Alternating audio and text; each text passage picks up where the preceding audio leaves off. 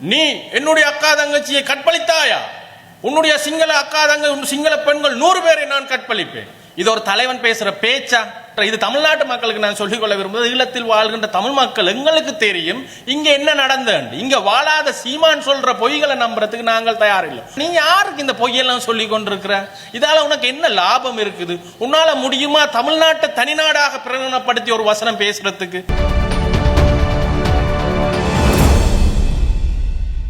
இப்ப இதுல அடிபடுற ஆக்கள் யாருன்னு பாருங்க.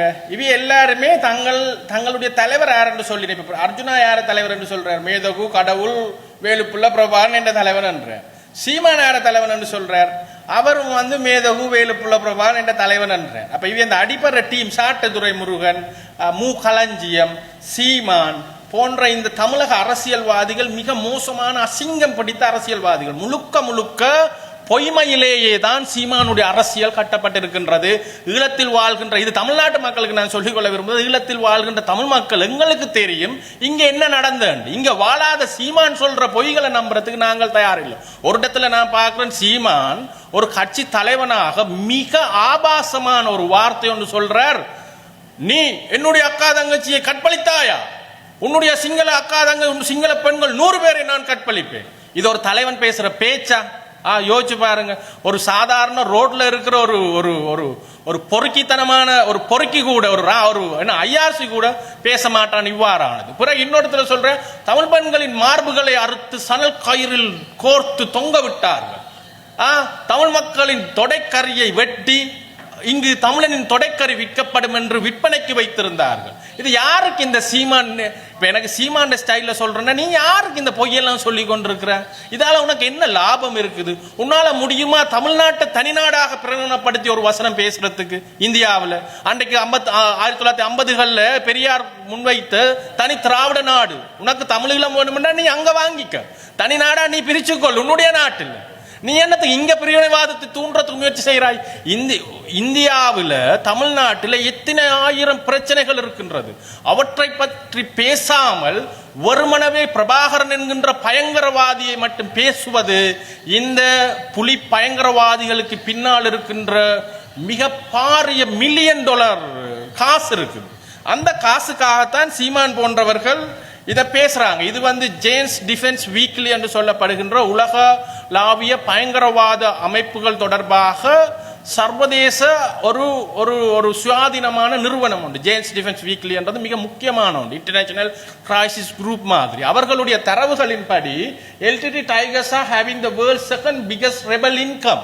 அதாவது உலகத்தில் இருக்கிற பயங்கரவாத அமைப்புகள்ல 2வது அதிகூடிய வருமானம் உள்ள பயங்கரவாத அமைப்பு புலிகள் என்று இது அறிக்கை இடுது. அதாவது Liberation Tigers of Tamil Eelam, the rebel group generating the second biggest income both by legal and illegal. முதலாவதாக Revolutionary Armed Forces of Colombia RAF என்கின்ற அமைப்புக்கு பிறகு 2வது மிக கூடிய பணம் உள்ள அமைப்பாக புலிகள் அமைப்பு சொல்லப்பட்டிருக்கு. The report said the huge income is generated perhaps from shipping to drugs and extortations. அதாவது இந்த இவ்வளவு பெரிய வருமானம் புலிகளுக்கு எங்க இருந்து வந்ததுன்னா போதைப்பொருள், சர்வதேச போதைப்பொருள் கடத்தல் வியாபாரமும் கப்பமும் வந்து இந்த ஜேன்ஸ் டிஃபென்ஸ் வீக்லி சொல்லும். சரியா? அப்ப ஹமாஸோ அல்-கைதாவோ தலிபானோ இவ்வளவோ வேற இயக்கங்கள் உலகளாவிய ரீதியில் இருக்கு. அந்த இயக்கத்தை எல்லாம் சொல்லல, புலிகளை தான் சொல்லுது. சோ இந்த 2வது உலகளாவிய கருப்பு பொருளாதார காசு வைத்திருக்கின்ற சர்வதேச மாஃபியா கும்பலான புலியிட காசுக்காகத்தான் இந்த புலிகளை தங்களோட தலைவராண்டு சொல்றார்கள். அர்ஜுனா ராமநாதன், சாட்டைத்துறை முருகன், மு களஞ்சியம், சீமான், இங்க உமாகரன் ராசையா, அப்புறம் பல்கலைக்கழகத்துல நான் பார்த்தேன்னா இளம் பிறையன், இவையெல்லாம் இந்த கருத்துக்களை இவ எல்லாருக்கும் தலைவரான்னு பார்த்தா மேதகு பிரபாகரன் சொல்லிடும். அப்ப பிரபாகரனை தலைவனா வச்சிருக்கிற இவனுகள் மாறி மாறி ஆக்களுக்கு அடிபட்டு சாகுறாங்க. இதைத்தான் இவர்களுடைய தலைவரான பிரபாகரன் அன்னைக்கு செஞ்சு காட்டினார். அவர் செஞ்சு காட்டதான் இவங்க செய்யறாங்க. அவங்களும் என்ன செஞ்சாங்க, தங்களுக்கு அடிபட்டு தான் செத்தாங்க. இவங்க சொன்னாங்க துரோகிகள் காட்டி கொடுத்தார்கள், இதால தான் நாங்க செத்தம். அப்ப துரோகி ஆயினவன் காட்டி கொடுத்தவன் எல்லாம் இவங்க எல்லாம் ஒன்றுதான், இவங்க வேறு இல்லை. ஆகவே இதுதான் இது.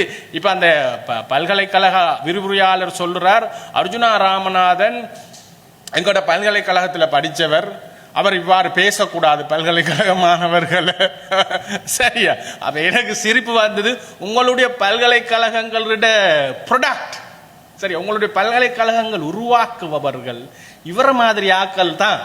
பல்கலைக்கழக விரிவுரையாளராக நீங்க என்ன சொல்லி கொடுக்கணும், என்ன சொல்லி இருக்கணும்? அவர் சொல்றார், எங்கள்கிட்ட 14,500 பேர் மாணவர்கள் இருக்கிறார்கள். மாணவர் படைன்றது பெரிய பயங்கரமான படை, அதால் எங்களோட மாணவர்களோட வச்சு கொள்ளாதீங்க. உங்களோட அரசியலை நீங்க போட்டி அரசியலை பல்கலைக்கழகத்தில் கொண்டாதீங்க, வெளியில பேசுங்கன்ற எவ்வளவு ஒரு சிறுபிள்ளைத்தனமான 10ஆம் பசலித்தனமான பிற்போக்குத்தனமான கதையா இருக்குது. பல்கலைக்கழகங்கள் என்றது வாத பிரதிவாதங்கள் செய்கிற, அரசியல் செய்கிற மிக முக்கியமான இடம். இலங்கை அரசியல்ல யாழ்ப்பாண பல்கலைக்கழகம் தான் சென்டர் பாயிண்ட். யாழ்ப்பாண பல்கலைக்கழகத்துக்கால தான் முழு அரசியலும் செய்யப்பட்டது, செய்ய வேண்டிய இடமும் அதான். நாங்க ஒரு கால மாணவர்களுக்கு சொல்ல மாட்டோம் அரசியல் செய்யாதீங்க, செய்யுங்க. சரியான அரசியலை மாணவர்களுக்கு கற்றுக் கொடுங்கள். நீங்க என்னைக்காவது இந்த அரசியல் தொடர்பாக முறிந்தவன புத்தகத்தை வாசிங்கன்னு சொல்லி இருக்கிறீங்களா? சர்வதேச ரீதியாக ஏற்றுக்கொள்ளப்பட்ட புத்தகம். இந்த உள்நாட்டு பிணக்கு சம்பந்தமாக செய்த ஆய்வுகள்ல மிக முக்கியமான ஆய்வு உங்களுடைய பல்கலைக்கழகத்துல இருந்து வெளியில வந்து டாக்டர் ராஜினி திருநகம, சோமசுந்தரம், ஸ்ரீதரன் போன்ற உலகளாவிய விருது பெற்ற பல்கலைக்கழக ஆசிரியர்கள் 300க்கும் மேற்பட்ட அகாடமிக்ஸ் வேலை செஞ்சது. சொல்லி இருக்கிறீங்களா அந்த ராஜினி திருநகம சுட்டுக் கொன்றது இந்த வேலைக்காக இந்த புலிகள் அண்டு? என்னைக்காவது நீங்க செல்வியை பற்றி சொல்லி கொடுத்திருக்கிறீங்களா? யாழ்ப்பாண பல்கலைக்கழகத்தில் இலங்கையிலேயே ஒரே ஒரு கவிஞர், பெண் அவார்ட் வாங்கின ஒரே ஒரு கவிஞர் இலங்கையிலேயே, தமிழரும் இல்ல சிங்களவரும் இல்ல, அதுக்கு முன்னும் இல்ல பின்னும் இல்ல. செல்வியை பற்றி சொல்லி கொடுத்திருக்கிறீங்களா? தில்லை மனோ கடத்தப்பட்டவர்களை சொல்லி கொடுத்திருக்கிறீங்களா? மாணவ தலைவர்களான விஜிதரன், விமலேஸ்வரன் பற்றி உங்களுடைய பல்கலைக்கழக மாணவர்களுக்கு சொல்லி கொடுத்திருக்கிறீங்களா? யாழ் பல்கலைக்கழக மாணவர்களான விஜிதரனும் விமலேஸ்வரனும் புலிகளால கடத்தப்பட்டு சுட்டுக் கொல்லப்பட்டார். நீங்க சொல்லி கொடுத்திருக்கிறீங்களா? வரலாறுகளை என்ன இளம்பெரியன விரிவுரையாளர் அவர்களை நீங்க வரலாறுகளை மறைக்கிறதால வரலாறுகள் மறைஞ்சு போகாது. நீங்கள் ஒரு சரியான விரிவுரையாளராக இருந்திருந்தால் நியாயமாக இந்த இதுகளை நீங்க கற்றுக் கொடுத்திருக்க வேண்டும். நீங்க முள்ளிவாய்க்கால் இனவழிப்பு நினைவு தூபி அல்ல அங்கு கட்ட வேண்டியது ராஜினி திருநகமக்கு. உங்களுடைய விரிவுரையாளர் சுட்டுக் கொல்லப்பட்டார் பட்டப்பகல்ல ஒரு புத்தகம் எழுதினதுக்காக. அவருடைய சிலை அங்கு வைக்கப்பட்டிருக்க வேண்டும். உலகத்தில் இலங்கையில முதலாவது பெண் அவார்டு முதலாவது இல்ல, ஒன் அண்ட் ஒன்லி, ஒரே ஒரு ஆள் அமெரிக்கால இருந்து வழங்கப்படுற போயிட்ரிஸ் அண்ட் எஸ்ஸேஸ் என்று சொல்லப்படுகின்ற கவிதைகளுக்கும் கட்டுரைகளுக்கும் வழங்கப்படுகின்ற உயரிய விருது பெற்ற யாழ் பல்கலைக்கழக 3ஆம் ஆண்டு மாணவி தியாகராஜா செல்வநிதி புலிகளால் கடத்தப்பட்டு சுட்டுக் கொல்லப்பட்டார். அவருக்கு நீங்க சிலை வைத்திருக்க வேணும். யாழ் பல்கலைக்கழக மாணவர் தலைவனான விஜிதரனுக்கு வச்சிருக்க வேணும், விமலேஸ்வரனுக்கு வச்சிருக்க வேணும். இதெல்லாம் நீங்க செய்தீங்களா? உங்களுடைய வரலாற்று கடமையை நீங்கள் தவறிவிட்டீர்கள். நீங்கள் கற்றுக் கொடுக்கின்ற மாணவர்கள் அர்ஜுனா மாதிரியானவர்கள் தான் உங்களுடைய என் ப்ராடக்ட். இவையதான் வெளியில வருவினம். இவையில தாண்டி எவரும் வர மாட்டேங்க. ஒரு ஆளை காட்டுங்க உங்களோட பல்கலைக்கழகத்திலிருந்து நீங்க உருவாக்கின ஒரு சிந்தனையாளர், ஒரு மாபெரும் சிந்தனையாளர், இந்த சமூகத்தை மாற்றி அமைத்த ஒருவர், இந்த சமூகத்தை புத்தாக்க கண்டுபிடிப்பாளர். இவ்வாறு யாராவது ஒரு சாதனையாளரை சொல்லுங்க பாப்போம், எங்களுக்கு காட்டுங்க பாப்போம். இல்ல உங்களோட பல்கலைக்கழகத்திலிருந்து ஒரு 5 பேரை அனுப்புங்க ஒரு பகிரங்க விவாதத்துக்கு. நான் தனியவா உங்களோட பல்கலைக்கழக மாணவர்கள் கலை இலக்கியம் வரலாறு அரசியல் என்ன ஒழுங்கா தெரியும் என்று நாங்க பார்ப்போம். நீங்க என்ன ஒழுங்கா கற்றுக் கொடுத்துருக்கீர்கள் என்று பார்ப்போம். இந்த உள்நாட்டு பிணக்கு பற்றி இந்த தமிழ இந்த 50 வருஷம் இந்த இன்டர்னல் கான்ஃபிளிக்ட் பற்றி ஒரு நாளைக்கு நாங்கள் ஒரு பகிரங்க டிபேட் ஒன்று வச்சு பார்ப்போம். உங்களுடைய பல்கலைக்கழக மாணவர் ஒருத்தன் மாணவ தலைவன் வந்து மைக்கு முன்னால சொல்றார் பல்கலைக்கழகத்தை விமர்சிக்கிறதுக்கு தகுதி வேணும். அப்ப அங்கே அது அந்த மாணவனை நீங்க கூப்பிட்டு சொல்லி இருக்க வேணும், தம்பி பல்கலைக்கழகத்தை இல்ல நாட்டின் ஜனாதிபதியை விமர்சிக்கிறதுக்கு கூட தகுதி தேவையில்ல. ஒரு ஜனாதிபதியை கூட ஒரு நாட்டின் கடைசி குடிமகனுக்கும் விமர்சிக்க முடியும். அதுதான் இந்த நாட்டின் அரசியல் அமைப்பு. இந்த நாட்டில் இல்லை, உலகளாவிய ரீதியில் அரசியல் அமைப்புகள் அந்தந்த நாடுகளில் வழங்கி இருக்கிற கருத்து சுதந்திரம், யாருக்கும் விமர்சிக்கிறதுக்கான உரிமை இருக்குது. அது ஆபாசமாக அவதூறாக இல்லாமல் இருக்க வேண்டும் என்று நீங்க சொல்லி இருக்கோம், நீங்க சொல்லி கொடுத்துருக்கோம். அதை சொல்லல. இன்னொரு மாணவ தலைவர் வந்து சொல்றார், எங்கட பல்கலைக்கழகத்தில் ஆங்கிலத்தில் படிப்பிக்கிறாங்க, சிங்கள மாணவர்கள் படிக்கிறாங்க, ஆகவே இது சிங்களமயமாகுது. இந்த மாதிரி முட்டாள்தனமான கருத்துக்களை உதிர்ப்பது இந்த மாணவர்கள் எவ்வாறுண்டா நாங்க நினைக்கிறோம் உங்களை மாதிரி விரிவுரையாளர்கள் இந்த மாணவர்களோட தலையில புகுத்துகின்ற இனவாத கருத்துக்களும் இந்த உங்களுடைய 50 வருஷம் பழைய 10ஆம் பசலித்தனமான கருத்துகளும் தான் இந்த மாணவர்களின் வாயிலாக வெளியில வருகிறது என்றது உங்களுடைய பேச்சுக்களை பார்க்கல எங்களுக்கு தெரியுது. நீங்க என்ன செஞ்சிருக்கணும், ஒரு டிபேட்டுக்கான ஒரு வாத விவாதத்துக்கான ஒரு களமாக இந்த பல்கலைக்கழகத்தை மாற்றி இருக்கணும். ஆனா நீங்க என்ன செய்றீங்க, புலிகள தலைவரை ஒரு பாசிஸ்ட் என்று சொல்லாம ஒரு பாசிசவாதி என்று சொல்லாம என்னன்னு சொல்றது, ஜனநாயகவாதி என்று சொல்றது.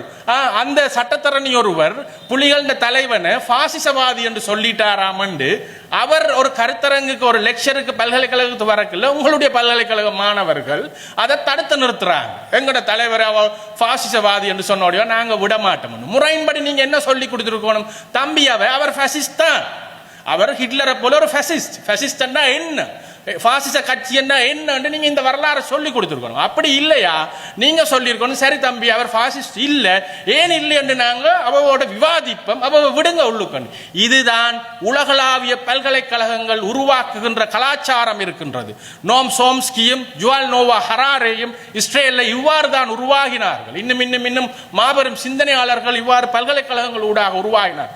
நீங்க என்ன செய்றீங்க, இந்த பல்கலைக்கழகம் என்னென்று வந்ததென்று வரலாறே அரசியல் கட்சிகளுக்கு அடியாள்களாக மாறி மூடி மறைச்சு கொண்டிருக்கிறீங்க. இந்த பல்கலைக்கழகம் உங்களுடைய தமிழ் கட்சிகளால வரல. இந்த பல்கலைக்கழகம் வாரத்துக்கு நீங்க இன்றைக்கு அடியாட்களாக வேலை செய்கின்ற தமிழ் கட்சிகள் அவ்வளவும் ஒட்டுமொத்தமாக எதிர்த்தது. அந்த எதிர்ப்புக்கும் மீறித்தான் இந்த பல்கலைக்கழகம் அன்றைய சிங்கள ஆட்சியாளர்களால் ஸ்ரீமா பண்டாரநாயக்காவால் அவருக்கு இங்க சுதந்திர கட்சியின் அமைப்பாளராக இருந்த அல்ஃபிரட் துரைப்பாவால் உருவாக்கப்பட்ட பல்கலைக்கழகம் இது. ஆகவே எங்களுக்கு சொல்ல இருக்குது என்னண்டா, மூடர்களையும் என்ன சொல்றதோ மூடர்களையும் பாசிஸ்டுகளையும் தலைவர்களாக வச்சிருக்கிறவர்கள், தலைவர்களாக சொல்றவங்க அந்த தலைவர் காட்டிய வழியில தான் நடப்பாங்க. அதை மாறி நடக்க மாட்டாங்க. இப்ப எங்களை நீங்க கேட்டீங்களா, நாங்கள் அம்பேத்கரையும் பெரியாரையும் தலைவராக வச்சிருக்கிறோட நாங்க தூக்க மாட்டோம். எங்கட பக்கத்து காணியில யாரோடைய சண்டை பிடிச்சு. ஆனா பிரபாகரனை தலைவனா வச்சிருக்கிறோம், துவக்கத்தான் தூக்குவான். ஏனென்றால் பிரபாகரன் இந்த சமூகத்துக்கு கற்றுக் கொடுத்தது வன்முறை மட்டும்தான், வேற எதுவும் கற்றுக் கொடுக்கல. ஜனநாயக மறுப்பும் வன்முறையும் தான் கற்றுக் கொடுத்தது. ஆகவே தயவு செய்து அந்த வரலாறுகளை முறையாக நீங்க கற்றுக் கொடுங்க, இல்லாட்டி நீங்க கற்றுக்கொள்ளுங்க. இந்த சர்வதேச இவ்வளவு அறிக்கையும் இருக்குது, இந்த எவ்வளவு கொடூரமான ஒரு ஆட்சியாக புலிகள் எவ்வளவு பயங்கரவாதத்தை செய்தார்கள். ஆனா இன்றைக்கு நீங்க அதை பற்றி கதைச்சதில்லை. இன்றைக்கும் அதை பூசி மழுகி வரலாறுல இருந்து அவற்றை மறைப்பதற்கு முயற்சிக்கிறதால முதல் குற்றவாளிகளாக நாங்கள் உங்களைத்தான் அடையாளம் கண்டிருக்கிறோமே தவிர இந்த மாணவர்களை அல்ல. பல்கலைக்கழகங்கள் அரசியல் செய்வதற்கான இடங்கள் தான். மாணவர்கள் அனைவருக்கும் அரசியல் செய்வதற்கான உரிமை இருக்குது. ஆகவே நாங்கள் இந்த மாணவர்களை சொல்றோம், நீங்க தாராளமாக அரசியல் செய்யுங்க. அர்ஜுனாக்கும் தனது கருத்துக்களை சொல்றதுக்கு உரிமை இருக்கு. அர்ஜுனா தாராளமாக பல்கலைக்கழகத்தை விமர்சிக்கலாம், வெளியில இருக்கிற எவரும் விமர்சிக்கலாம். அந்த விமர்சனங்களை உங்களுக்கு எதிர்கொள்றதுக்கு திராணியும் அறிவும் இருந்தால் நேரடியாக வாங்கோ, பகிரங்கமாக நாங்கள் விவாதிப்போம். நன்றி, வணக்கம். சுவிட்சர்லாந்துல வீடு வாங்க போறீங்க, இல்ல ஆல்ரெடி உங்களுக்கு அங்க வீடு இருக்குன்னா இந்த வீடியோ உங்களுக்காக தான். ஸோ ஸ்கிப் பண்ணாம ஃபுல்லா பாருங்க. ஒரு மனிதனுக்கு வீடு அப்படிங்கிறது ரொம்பவே அத்தியாவசிய தேவைகள்ல முக்கியமான பங்கு வகிக்கிறதே இந்த வீடு தான். ஸோ அப்படி வீடு வாங்குறது விற்கிறது இது சம்பந்தமா உங்களுக்கு இருக்கிற நிறைய ப்ராப்ளத்துக்கு சொல்யூஷன் தர ஒரே இடம் தான் உங்கள் செல்வாசக். Your future our vision. இப்போ சுவிட்சர்லாந்துல வீட்டோட வட்டி விகிதத்துல நல்ல மாற்றம் வந்திருக்கு, நிறைய குறைஞ்சிருக்கு. ஸோ நீங்க ஏதாவது அக்ரிமெண்ட் போட்டு வச்சிருக்கீங்கன்னா இப்பவே அதை ரெனிவல் பண்ணி மாற்றி வச்சுக்கிட்டீங்கன்னா உங்களுக்கு நிறைய ப்ராஃபிட்ஸ் இருக்கும். ஸோ இது சம்பந்தமா உங்களுக்கு ஏதாவது அப்டேட்ஸ் வேணும், இந்த மாற்றத்துல உங்களுக்கு ஏதாவது டவுட் இருக்கு அப்படின்னா மறக்காம ஸ்கிரீன்ல தெரிய நம்பர் கால் பண்ணுங்க. சுவிட்சர்லாந்துல நீங்க வீடு வாங்கணும் இல்ல வீடு விற்கணும், அந்த மாதிரி ஏதாவது உங்களுக்கு தேவைகள் இருந்தா மறக்காம எங்களை கான்டாக்ட் பண்ணுங்க. உங்களோட எல்லா தேவைகளையும் உங்க ஃபேமிலியில ஒரு மெம்பரா இருந்து நாங்க பார்த்து பண்ணி கொடுப்போம். இது உங்கள் செல்வாசக். இச்செய்திகளுக்கு பிரதான அனுசரணை செல்வாசோக் இமோபிலியன், சுவிஸ் நாட்டில் முன்னணி நிறுவனம். தொடர்புகளுக்கு 07951464228. வீடு வாங்க, வீடு கட்ட, வீடு திருத்த மற்றும் வீட்டு கடன். Your future our vision. இது போன்ற மேலும் பல முக்கிய சுவாரஸ்யமான செய்திகளை அறிந்து கொள்ள லங்காஃபோ யூடியூப் சேனலை சப்ஸ்கிரைப் பண்ணுங்கள். எமது செய்திகள் உடனடியாக கிடைக்க பெல் பட்டனை அழுத்துங்கள்.